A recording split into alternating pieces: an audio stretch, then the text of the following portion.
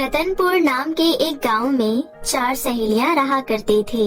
एक का नाम आरती, दूसरी का नाम पिंकी और तीसरी चौथी का नाम पायल और कंगना था। चारों सहेलियां बचपन से ही साथ खेलती हुई बड़ी हुई थी। अभी कुछ दिन पहले ही उन्होंने अपनी 10वीं पूरी करके 11वीं में दाखिला लिया था, लेकिन चारों की दोस्ती अभी भी बरकरार थी। चारों सहेलियां में कंगना के घर के हालात कुछ ठीक नहीं थे। बाकी के तीनों सहेलियां तो बहुत अमीर थी, लेकिन कंगना एक गरीब परिवार से थी। कंगना के पिता नहीं थे और माँ लोगों के घरों में काम करके घर का गुजारा चलाती थी। कंगना गरीब थी तो क्या हुआ, उसका दिल बहुत बड़ा था और वो कभी भी अपनी सहेलियों की मदद करने से नहीं चूकती थी। एक बार की बात है, स्कूल में सभी बच्चों को असाइनमेंट बनाने का काम मिलता है। 4 में से 3 सहेलियां तो अपना असाइनमेंट बना लेती है, परंतु आरती असाइनमेंट नहीं बना पाती है। अगले दिन जब चारों सहेलियां स्कूल जाती है, तब टीचर कहते हैं, सभी बच्चे अपना अपना असाइनमेंट अपने टेबल पर रखिए, मैं चेक करने आ रहा हूँ। सभी बच्चों ने अपना अपना असाइनमेंट टेबल पर रख लिया, परंतु आरती बहुत ही ज्यादा घबरा रही थी, क्योंकि उसने तो असाइनमेंट बनाया ही नहीं था। कंगना आरती से कहती है, क्या हुआ आरती, तुम घबरा क्यों रही हो? अपना असाइनमेंट निकालो। कंगना, कल मैं अपने पापा के साथ उनके बिजनेस पार्टी में चली गई थी, इसलिए मैं असाइनमेंट नहीं बना पाई। अब तो सर मेरी बहुत पिटाई करेंगे, मुझे बहुत डर लग रहा है। तुम डरो मत, तुम एक काम करो, मेरा असाइनमेंट रख लो और मेरा नाम काट कर अपना नाम लिख लो। सच में कंगना, लेकिन फिर सर तुम्हारी पिटाई कर देंगे। कोई बात नहीं, क्या मैं तुम्हारे लिए इतना भी नहीं कर सकती हूँ? तुम मेरी दोस्त हो। इतना कहकर कंगना अपना असाइनमेंट आरती को दे देती है। जब टीचर कंगना के पास आते हैं तो कहते हैं, कंगना, तुम्हारा असाइनमेंट कहाँ है? सर मैंने अपना असाइनमेंट बना लिया था, लेकिन मैं लाना भूल गई। मैं कल पक्का ले आऊंगी सर। झूठ बोलने के लिए तुम्हारे पास कोई और बहाना नहीं था क्या कंगना? तुम्हारे चेहरे से साफ साफ लग रहा है कि तुमने असाइनमेंट बनाया ही नहीं है।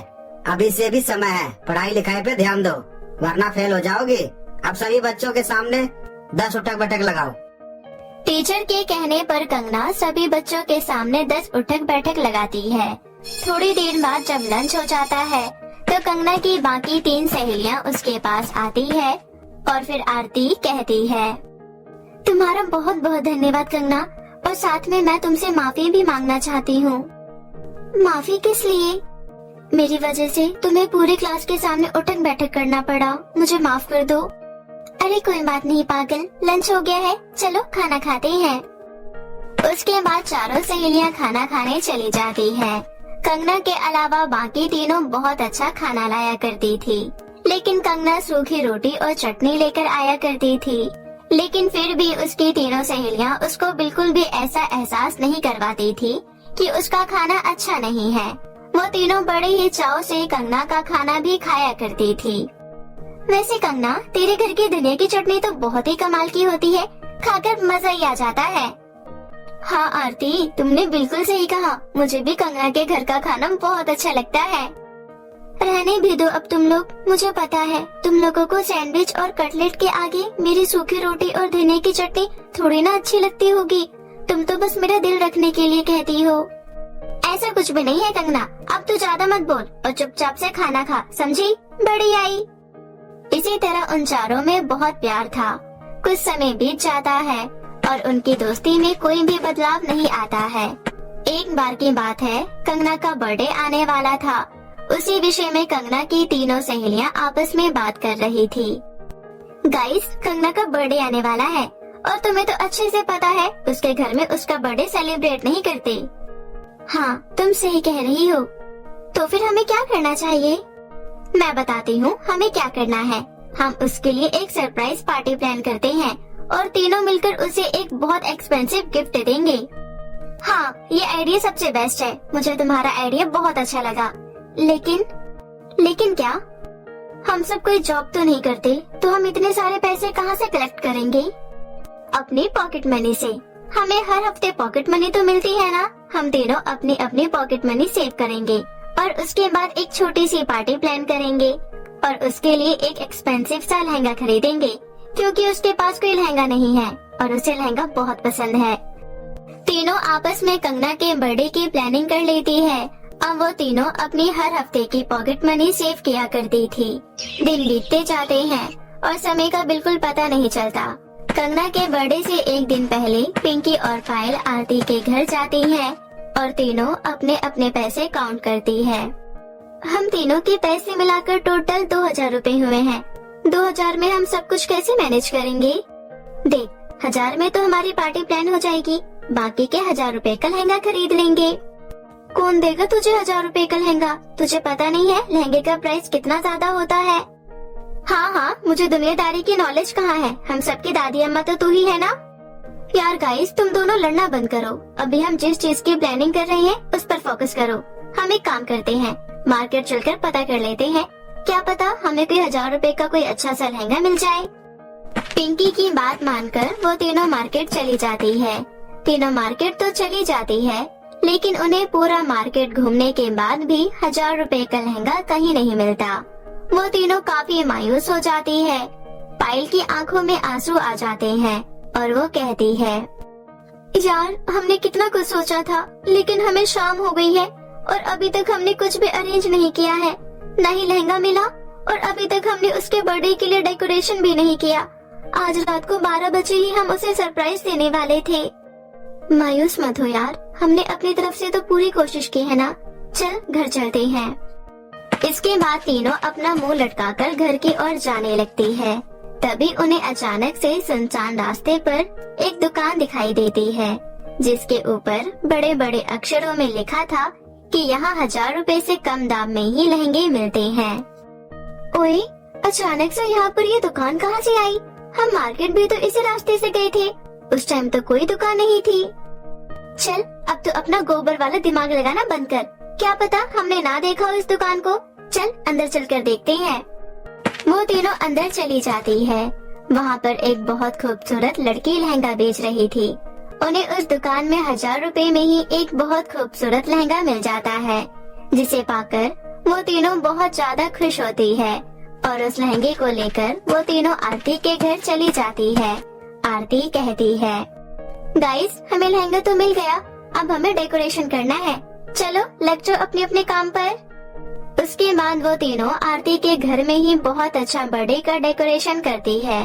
डेकोरेशन करने के बाद वो तीनों कंगना के घर जाती है और पायल कंगना से कहती है, सुन कंगना, यार तुझे तो पता है हमारे एग्जाम आने वाले हैं और हम तीनों ही पढ़ने में बिल्कुल बेकार है।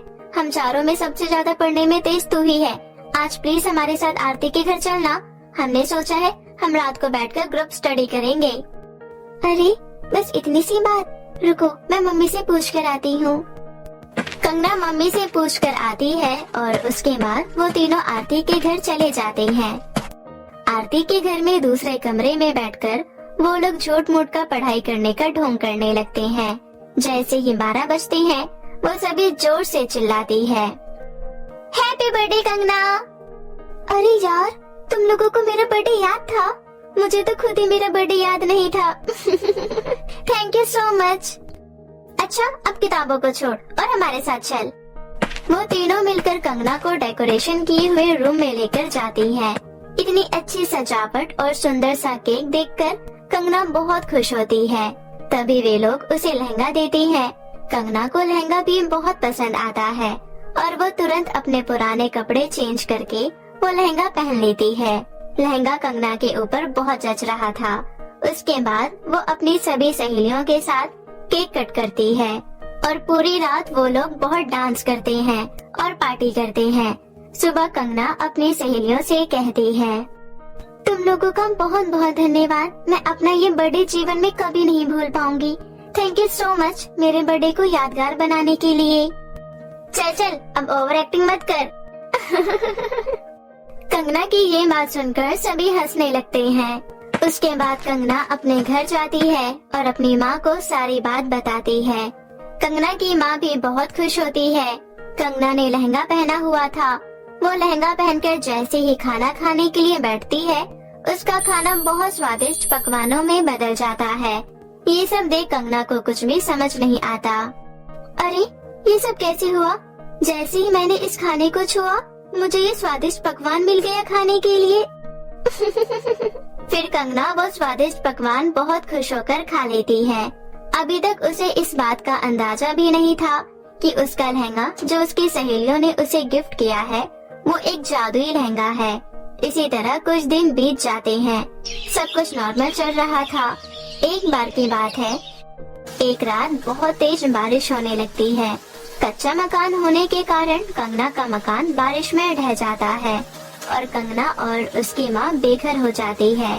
कंगना आस पड़ोस के लोगों से बहुत मदद मांगती है। मदद करो काकी, देखो हमारा घर ढह गया है, अब हम कहाँ रहेंगे?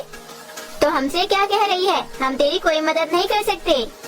कंगना मायूस होकर वापस अपनी माँ के पास चली जाती है, जो टूटे हुए मकान के आगे खड़ी होकर रो रही थी।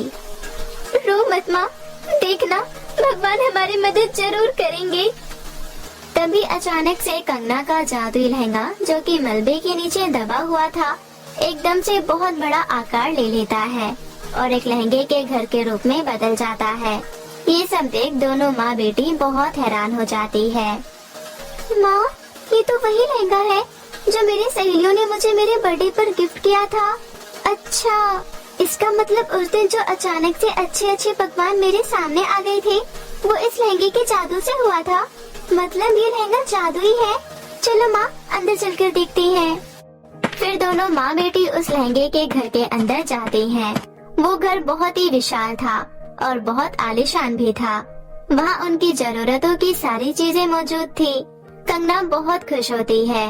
अगले दिन स्कूल जाने के लिए उसकी तीनों सहेलियाँ उसको बुलाने आती है, लेकिन वहाँ पर उसका घर ना देखकर एक लहंगे का विशाल घर देख वे तीनों हैरान हो जाती है। आरती, क्या ये अपनी कंगना का घर है? हाँ, और तुझे ये लहंगा कुछ जाना पहचाना नहीं लग रहा? अबे ये तो वही लहंगा है जो हमने उसको बर्थडे पर गिफ्ट किया था। वे लोग इस तरह से बातें कर ही रही थी कि तभी कंगना घर से बाहर निकलती है और उन्हें सारी बात बताती है। सारी बात जानने के बाद वो चारों सहेलियां उस दुकान पर जाती है जहाँ से उन्होंने वो लहंगा खरीदा था। जब वो वहाँ पहुँचती है तो देखती है कि वहाँ तो कोई दुकान ही नहीं है। ये सब क्या हो रहा है? मुझे तो कुछ भी समझ नहीं आ रहा। तुझे कुछ समझ आएगा भी नहीं बुद्धू, क्योंकि तेरे दिमाग में गोबर जो भरा है। इस तरह चारों सहेलियां हंसने लगती हैं। उस दिन के बाद से जादुई लहंगे के घर की वजह से कंगना को भी किसी चीज की कोई कमी नहीं होती और अब वो अपनी सहेलियों की तरह अपना जीवन खुशी खुशी व्यतीत करने लगती है। बहुत समय पहले कनिका और राधा नाम की दो बहनें अपनी सौतेली माँ सावित्री के साथ रहती थीं। सावित्री की अपनी भी एक बेटी थी जिसका नाम खुशी था। खुशी और सावित्री राधा और कनिका के साथ बहुत बुरा व्यवहार करती थीं और उनसे घर का सारा काम करवाती थीं। अरे ओ राधा की बच्ची, कहाँ मर गई? जी माँ, बोलिए क्या हुआ? सुन, मेरी बेटी का आइसक्रीम खाने का मन है। ये ले पैसे और आइसक्रीम लेकर आ। और हाँ, चॉकलेट फ्लेवर ही लाना। माँ, आइसक्रीम खाने का मन तो मेरा भी है, आप थोड़े से पैसे और दे दो ना। राधा के इतना कहते ही सावित्री राधा को बहुत तेज थप्पड़ मारती है और धक्का मारकर नीचे गिरा देती है। जब देखो मेरी बेटी की चीजों पर नजर लगाती रहती है। खड़ी हो और मेरी बेटी के लिए आइसक्रीम लेकर आ। रोते रोते राधा वहाँ से चली जाती है। रास्ते में राधा मन ही मन कहती है, पिताजी ने अपनी खुशी के लिए दूसरी शादी कर ली। खुद तो वो मजे से शहर में है, लेकिन यहाँ पर मेरी और दीदी की जिंदगी सौतेली माँ ने नर्क बना रखी है। राधा सुनसान सड़क पर अकेली चल रही थी। तभी पीछे से एक चोर आता है और उसके पैसे छीनकर भाग जाता है। अरे चोर, पकड़ो चोर को, मेरे पैसे लेकर भाग रहा है, कोई पकड़ो उसे। लेकिन तब तक बहुत देर हो चुकी थी। चोर बहुत दूर भाग चुका था। हे भगवान, अब मैं क्या करूं? अब मैं आइसक्रीम कैसे खरीदूंगी? और अगर मैंने आइसक्रीम नहीं खरीदी तो माँ मुझे बहुत मारेगी और मेरी बातों का विश्वास भी नहीं करेंगी। लेकिन राधा हिम्मत करके आइसक्रीम की दुकान पर जाती है और आइसक्रीम वाले से कहती है, अंकल जी, एक चॉकलेट वाली आइसक्रीम दे दो। जरूर बेटा, लाओ पैसे दो। अंकल जी, मेरे पास पैसे नहीं है। मैं क्या यहाँ पर फ्री में लंगर बांट रहा हूँ? जब देखो मुंह उठाकर आ जाता है कोई भी। जा यहाँ से, पता नहीं कहाँ से आ जाते हैं। थोड़ी देर बाद राधा घर पहुँचती है। क्यों री कलमुही, इतना समय क्यों लग गया आने में? और आइसक्रीम कहाँ है? माँ, वो आइसक्रीम। क्या वो कर रही है? कहाँ है आइसक्रीम? जल्दी बताओ। माँ, एक चोर सारे पैसे छीन कर ले गया। मैं आइसक्रीम नहीं खरीद पाई। अरे माँ, ये देखो कितना झूठ बोल रही है। उन पैसों से इसने खुद ही आइसक्रीम खा ली होगी। दोनों माँ बेटी मिलकर राधा को पीटने लगती हैं। आज पूरे दिन तुझे खाना नहीं मिलेगा। जा यहाँ से और घर का काम कर, हरामखोर कहीं की। रोते रोते राधा अपनी बड़ी बहन कनिका के पास आती है और सारी बात बताती है। बहन, तुम रो मत, मुझे पता है तुमने ऐसा नहीं किया। दीदी, हमें इन दोनों से कैसे छुटकारा मिलेगा? इन दोनों ने हमारी जिंदगी नर्क बना रखी है। तू चिंता मत कर बहन, बहुत जल्दी सब कुछ ठीक हो जाएगा। दोनों बहनें मिलकर घर का सारा काम करती हैं। थोड़ी देर बाद कनिका सावित्री के पास जाती है और कहती है, माँ, घर का सारा काम हो गया, अब हमें खाना दे दो और राधा का भी खाना दे दो। अभी राधा छोटी है, उससे गलती हो गई। उसकी तरफ से मैं आपसे माफी मांगती हूँ। आगे से कभी भी वो ऐसा नहीं करेगी। माँ, आप राधा को खाना मत देना, उसने मेरी आइसक्रीम खाई है, उसको आप खाना मत देना। और आप अगर उसको खाना दोगे तो मैं खाना नहीं खाऊंगी। अरे मेरी प्यारी गुड़िया, ऐसे मुंह मत फुलाओ, मैं उसको खाना नहीं दूंगी बेटा। इतना कहकर सावित्री कनिका को एक रोटी देती है। ये पकड़ एक रोटी और जा यहाँ से, और अगर अब कुछ बोलेगी तो तेरा भी खाना बंद कर दूंगी मैं। कनिका एक रोटी लेकर राधा के पास आती है और कहती है, राधा, खाना खा ले। मैंने तो खा लिया, एक रोटी मैंने तुम्हारे लिए बचा दी है, ये तुम खा लो। लेकिन माँ को मत बताना कि मैंने तुम्हें रोटी दी थी। आप झूठ बोल रही हो दीदी, मुझे पता है आपने कुछ नहीं खाया है। ये रोटी आप ही खा लो, मुझे बिल्कुल भूख नहीं है। अच्छा ठीक है, एक काम करते हैं, इसे आधा आधा खा लेते हैं। दोनों बहनें उस रोटी को आधा आधा खा लेती हैं और रोटी खाकर चुपचाप सो जाती हैं। अगले दिन सावित्री राधा और कनिका को अपने पास बुलाती है और कहती है, सुनो तुम दोनों, ये लो पैसे और बाजार से जाकर फल और सब्जियां ले आओ। और हाँ, आज तुम दोनों बाजार बिना चप्पल के जाओगी, यही तुम्हारी सजा है। लेकिन माँ, बाहर तो इतनी तेज धूप है, हम नंगे पैर कैसे चलेंगे? मैंने एक बार बोल दिया तो बोल दिया, जाओ यहाँ से, बाजार से सब्जियां लेकर आओ, नहीं तो प्रेस से तुम्हारे हाथ जला दूंगी। रोते रोते दोनों बहन बाजार चली जाती हैं। बाहर धूप बहुत तेज थी, दोनों के पैर जल रहे थे। दीदी, मेरे पैर जल रहे हैं, मुझसे चला नहीं जा रहा। राधा, तू एक काम कर, इस पेड़ के नीचे बैठ जा, मैं सब्जियां लेकर आ जाती हूँ। तभी कनिका और राधा के पास एक बुढ़िया आती है। अरे बेटे, मुझे चक्कर आ रहे हैं, क्या तुम ये सामान मेरे घर तक छोड़ दोगे? बस थोड़ी ही दूर पर मेरा घर है। आइए दादी, आप हमारे साथ चलिए, हम आपके सामान और आपको घर छोड़ देते हैं। दोनों बहनें बुढ़िया का सामान लेकर बुढ़िया के पीछे पीछे चलने लगती हैं। थोड़ी देर बाद कनिका और राधा बुढ़िया के घर पहुंच जाती हैं। तुम दोनों का बहुत बहुत शुक्रिया, तुम दोनों तो बहुत ही संस्कारी हो। लेकिन बेटी, तुम दोनों इतनी गर्मी में कहाँ जा रही थी और तुम नंगे पैर क्यों हो? बूढ़ी औरत की बात सुनकर राधा रो पड़ती है और कहती है, दादी, हमारे घर में हमारी सौतेली माँ है जो हम पर बहुत अत्याचार करती है। आज तो उन्होंने हद ही कर दी, हमें नंगे पैर इतनी धूप में बाजार में सब्जी लाने को भेज दिया। हे भगवान, तुम्हारी सौतेली माँ तो बहुत ही दुष्ट औरत है। ऊपर वाला ऐसी सौतेली माँ किसी को ना दे। लेकिन तुम दोनों चिंता मत करो, मैं तुम्हारी मदद करूंगी। उसके बाद वो बूढ़ी औरत उन दोनों को एक नदी के पास ले आती है। बेटी, ये सोने और चांदी की चूड़ियों की नदी है।